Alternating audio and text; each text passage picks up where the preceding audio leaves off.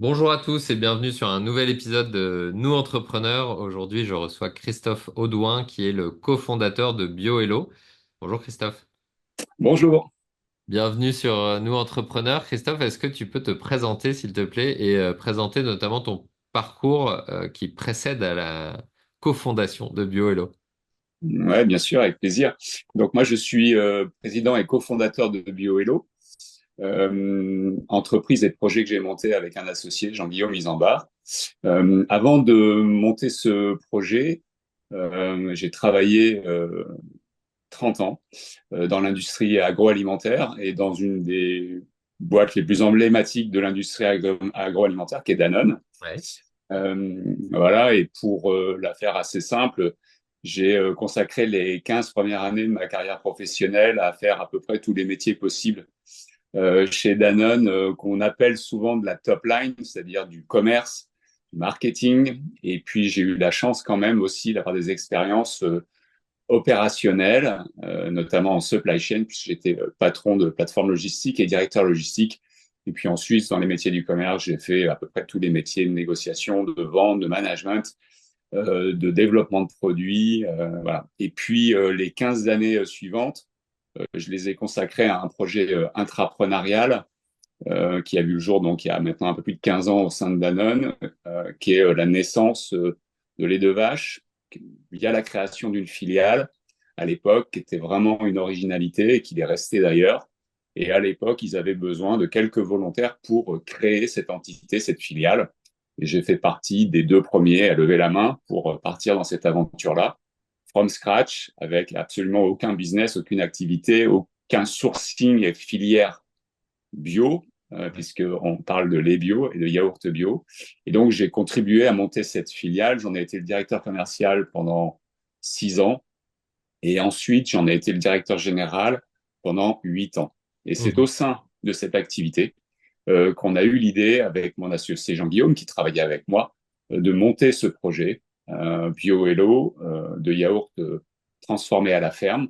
Projet qu'on a incubé dans un premier temps chez Danone et chez les Ok. deux vaches, et qu'on a ensuite décidé d'un commun accord avec nos patrons de sortir de Danone, et on a décidé à ce moment-là, en mars 2020, de créer cette entreprise.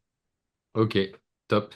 Et bon, très bien. Donc ça veut dire que on va dire que tu as fait un parcours étape par étape en étant salarié dans un grand groupe, puis dans une plus petite entité, en tout cas, ce qui peut à l'époque devait te paraître quelque chose de tout petit, j'imagine. Et avant d'être entrepreneur, on a l'impression que ces entités-là sont toutes petites. Et puis intrapreneur et entrepreneur. Intéressant. Qu'est-ce qui t'a donné envie de t'approcher comme ça pas à pas de l'entrepreneuriat? Est-ce que déjà c'était voulu? Est-ce que quand tu regardes dans le rétroviseur, qu'est-ce qui t'a donné envie de faire ça? Oui, oui, c'était déjà recherché il y a 15 ans quand je me suis intéressé au projet des deux vaches. J'avais 15 ans d'expérience, j'avais l'impression d'avoir fait à peu près le tour de tous les jobs possibles. Et j'étais sur le point de quitter déjà à l'époque pour peut-être un projet entrepreneurial. Et puis en fait, Danone m'a récupéré finalement avec ce projet intrapreneurial Ouais. qui m'a semblé à l'époque beaucoup plus raisonnable et moins risqué que du pur entrepreneuriat, puisque j'étais quand même encore dans une structure rassurante avec quand même pas mal de temps, d'argent et de confort, qui est Danone. Et en même temps, j'étais déjà en position quand même d'intrapreneur avec vraiment tout à inventer, tout à faire. Et ça m'a semblé être une super transition. D'ailleurs, je le dis souvent, je suis venu sur le projet Les Deux Vaches, pas du tout pour le projet, pas du tout pour l'agriculture biologique à l'origine.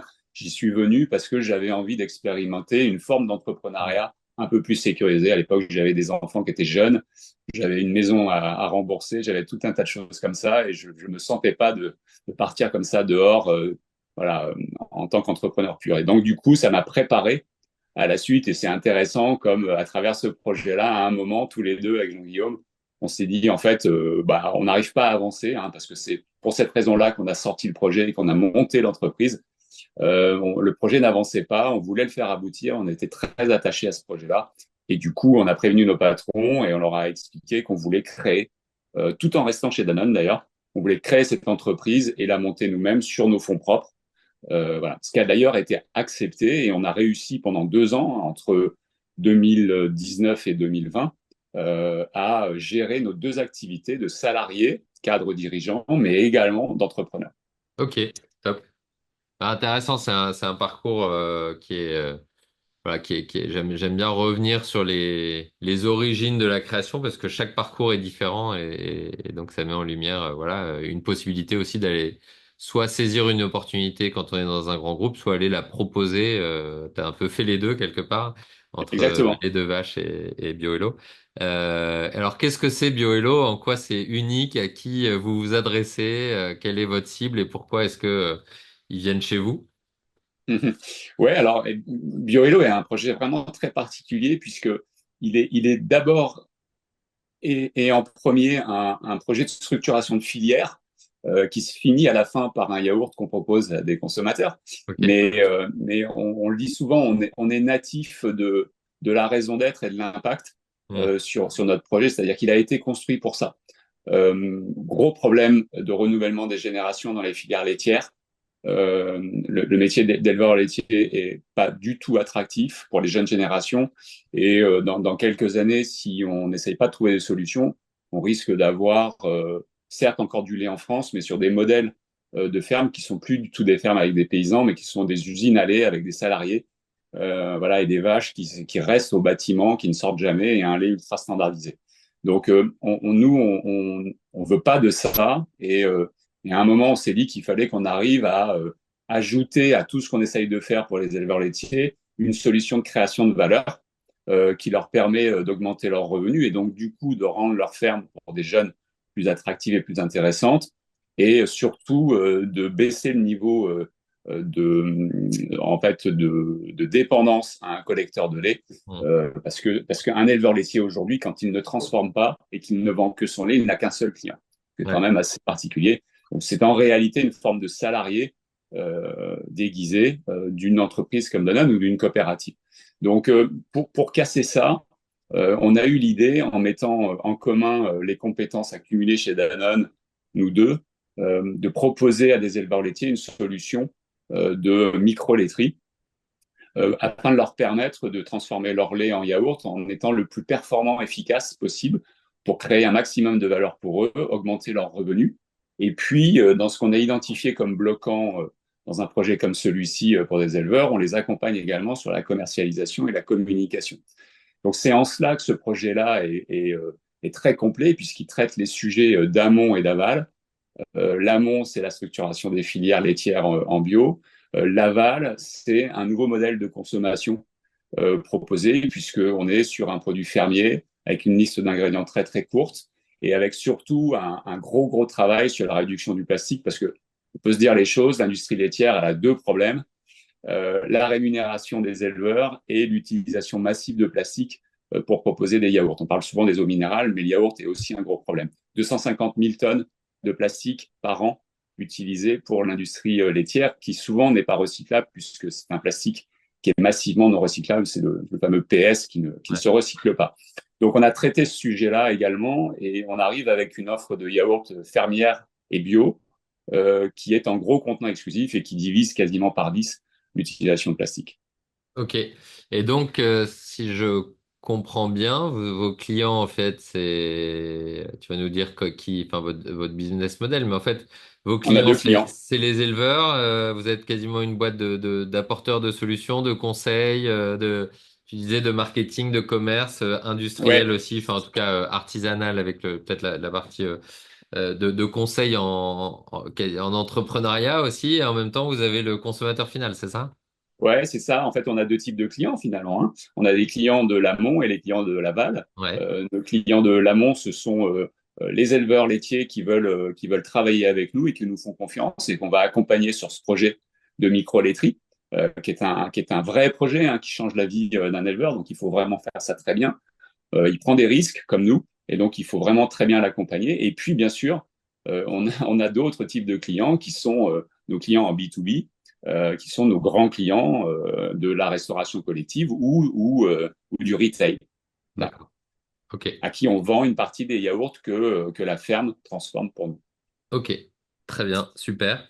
Euh, Est-ce que tu as des... Donc ça fait quelques années, on peut même encore compter en mois. Qu'est-ce que là vous êtes sur quelle phase du développement de l'entreprise? Ouais.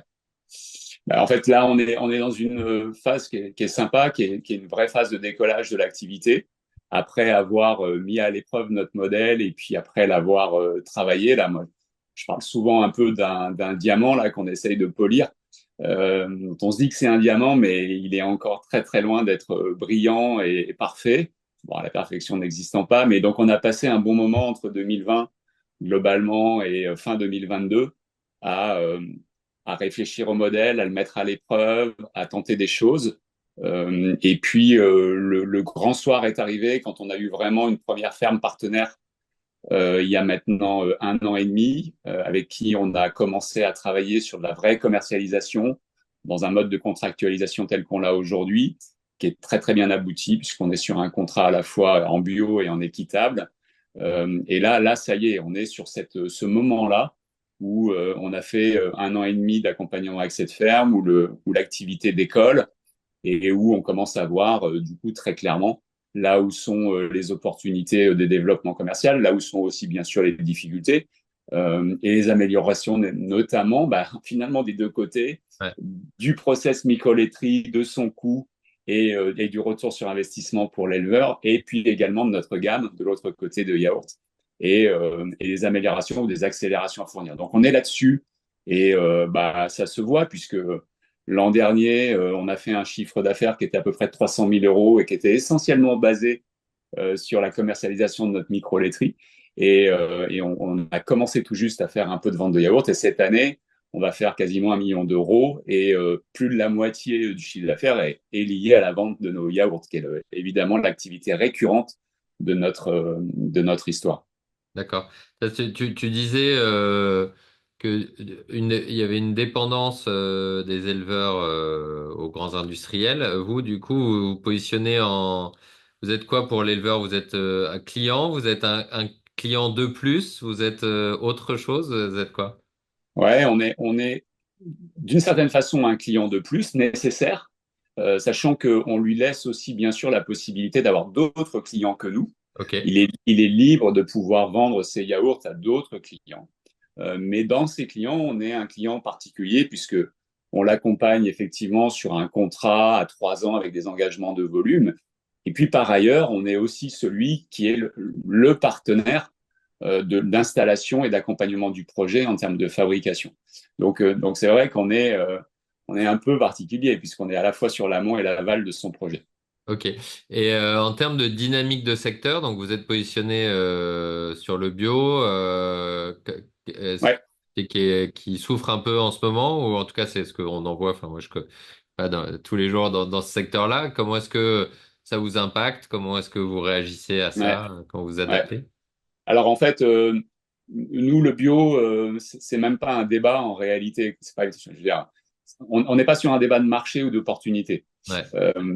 Comme d'ailleurs, le bio n'est pas la plateforme d'attractivité de notre offre.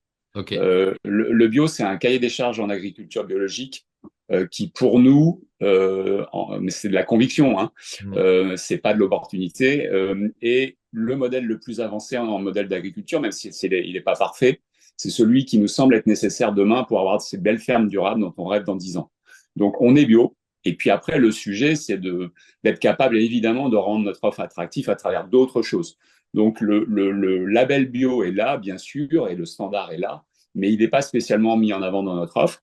Ce qui est clairement mis en avant, c'est le fait d'être en fermier, bien sûr, d'être en cours, en circuit court, et puis de travailler ardemment et de le dire sur la réduction de l'emballage plastique via nos offres de yaourt en très gros contenants. Donc c'est vraiment ça le sujet. Donc on adresse à la fois des sujets EGalim liés à la rémunération des éleveurs, mais aussi AGEC, qui est une loi visant évidemment à réduire très très fortement l'utilisation de plastique et notamment l'usage unique des plastiques via la circularité des emballages. Donc c'est ces sujets-là qu'on adresse et qu'on pense être attractifs pour un consommateur qui quand même globalement a plutôt envie de faire avancer les choses via son acte d'achat. Ok. Alors parlons un peu de toi en tant qu'entrepreneur. Donc tu nous as parlé de ton parcours. quatre dirigeants, intrapreneurs, entrepreneurs, c'est de loin, c'est tout pareil, non? C'est juste que c'est ta boîte, alors qu'avant c'était pas ta boîte, non? C'est quels sont les points communs et les différences ou les surprises que tu as pu voir au fur et à mesure? Ouais, j'aurais tendance à dire que spontanément, c'est vraiment très différent.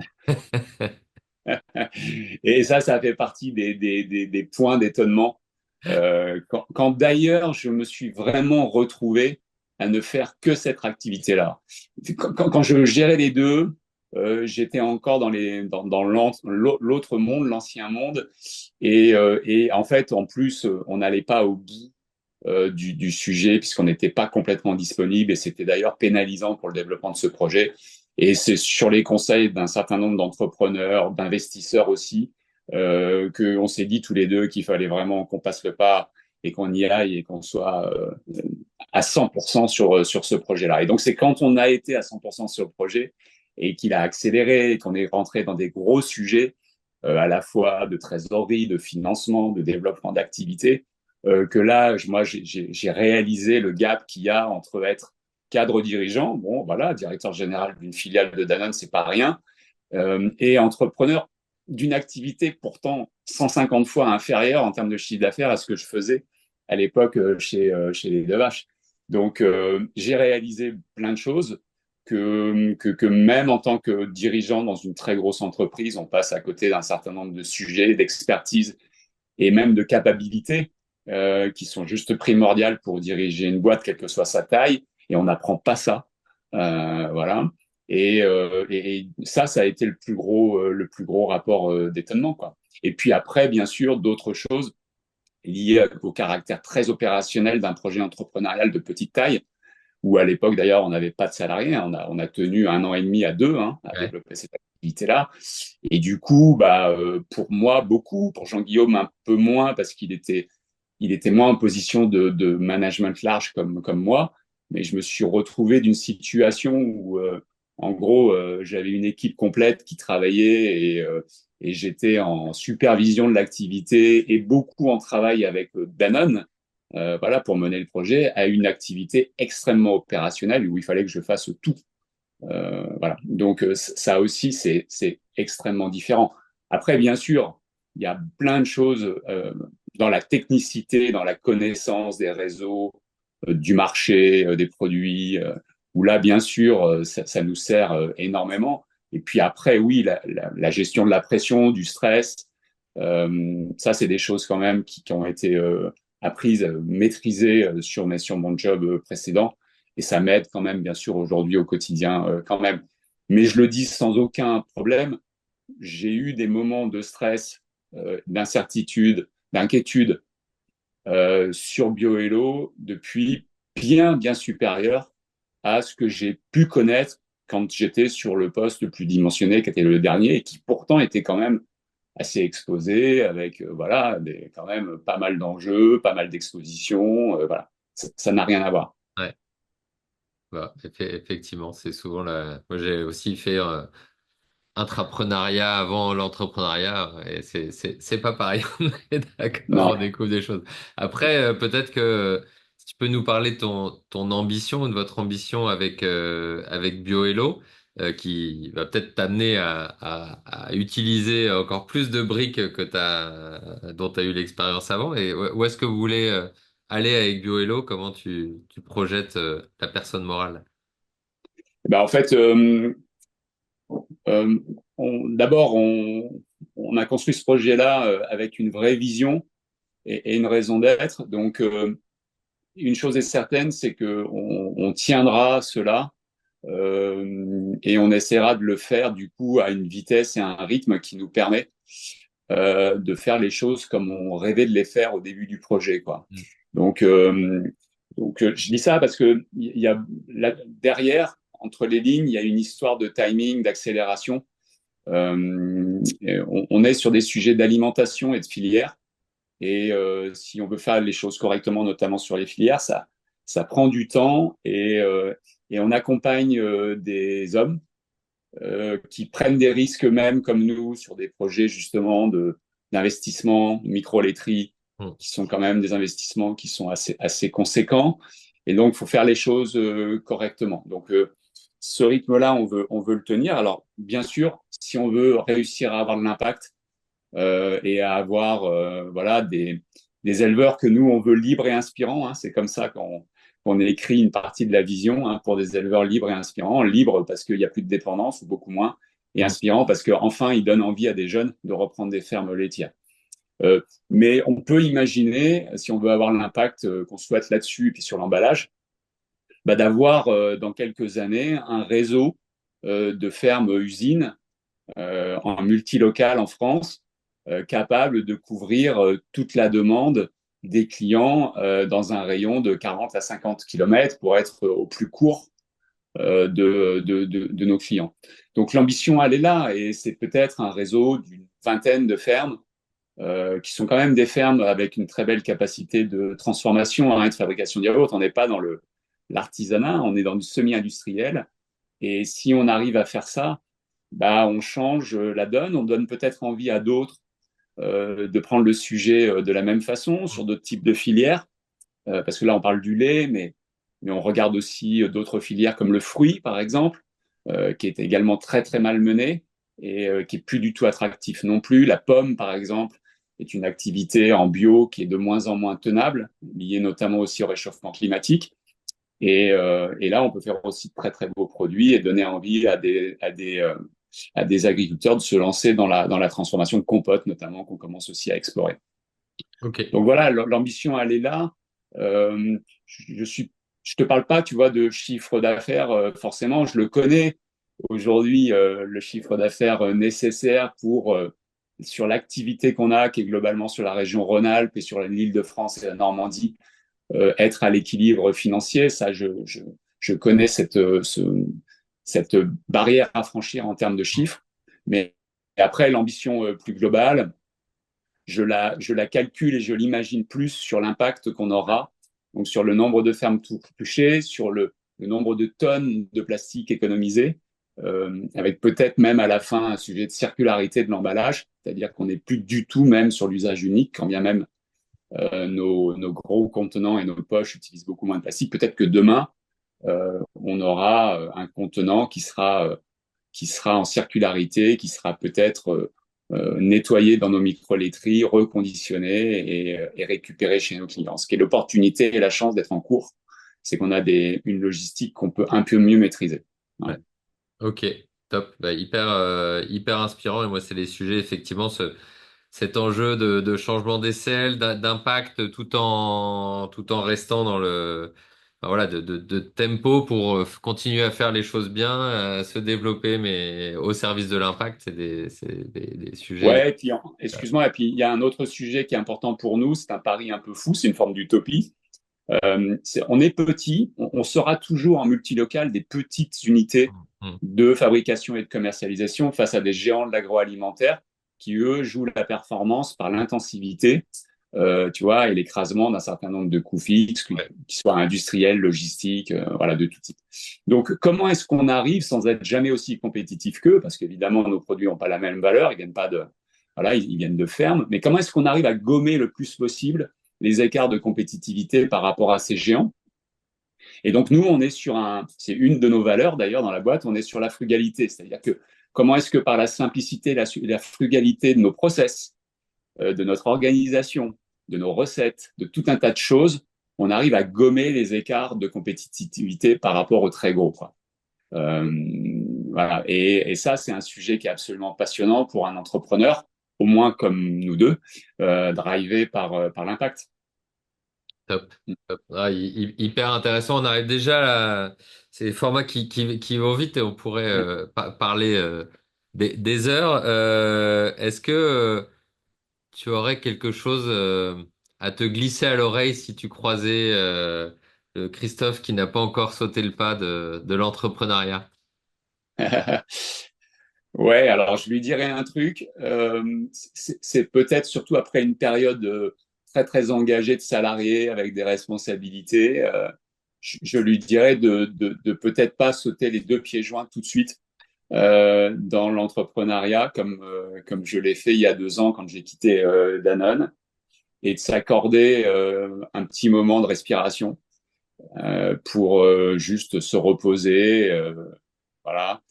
Euh, je le regrette, moi, 2 ans après, de ne pas avoir un peu coupé. Mais je n'étais pas conscient voilà, de la situation dans laquelle j'allais me retrouver, la machine à laver permanente dans laquelle je suis, et je le regrette aujourd'hui. Donc, je pense que j'aurais conseillé ça à Christophe, ouais, il y a 2 ans. Hop, très bien. Merci beaucoup, Christophe, pour ton partage. Où est-ce qu'on te contacte et où est-ce qu'on contacte BioHello? Alors, on a notre page LinkedIn qui est très active. On a un joli site internet, ça y est, complètement refait, là, donc biohello.com. Et puis, on a une chaîne YouTube également, BioHello. Et puis ensuite, en achetant nos produits en grande et moyenne surface, il y a mon numéro de téléphone portable dessus, c'est le service consommateur. Et donc, je suis également joignable sur mon téléphone en achetant nos yaourts. Très bien, c'est ce qu'on appelle une marque bien incarnée. Très bien. Super. Eh ben, merci beaucoup, Christophe, d'avoir joué le jeu de l'interview et d'avoir Merci partagé Benjamin. tes convictions, ton parcours avec nos auditeurs. Voilà. À très bientôt sur un nouvel Merci. épisode de Nous Entrepreneurs. Ciao. Ciao.